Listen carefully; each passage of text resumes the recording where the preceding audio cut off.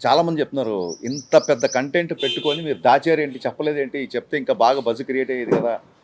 ఇంత ఇంత ఇంత సాలిడ్ కంటెంట్ ఉందని మాకు తెలీదు సెకండ్ హాఫ్‌లో" అని చెప్పి అన్నారు. నేనన్నా సాలిడ్ కంటెంట్ రెడీ చేయడానికి టైం పట్టింది.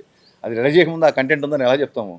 సో, మాకున్న పరిస్థితులలో సినిమా 19వ తారీఖు కల్లా రిలీజ్ అయిపోవాలి, థియేటర్‌లో ఉండాలంటే, మొన్న చెప్పినట్టు ఒక 3 రోజుల ముందు ఓవర్‌సీస్ ప్రింట్‌లు పంపాలి. అంటే మాకు 16వ తారీఖే డెడ్‌లైన్.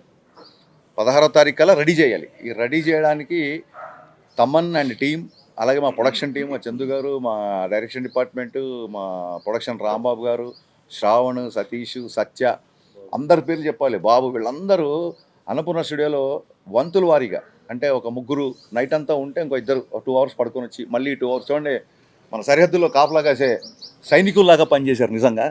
వాళ్ళందరికీ అఖిల్, రవి, అభి, గురు, అందరి డిపార్ట్మెంట్లో ఉన్న హర్షి, లోకేష్, వీళ్ళందరికీ నేను చేతులెత్తి బాబీ గుండెకాయ అని చెప్పాను కదా, బాబీ అయితే అసలు 1 అవర్ కూడా పడుకోలేదు. సో 16థ్‌కి ప్రింట్స్ రెడీ చేసి పంపించడమే ఈ సినిమా యొక్క పెద్ద సక్సెస్ అండి.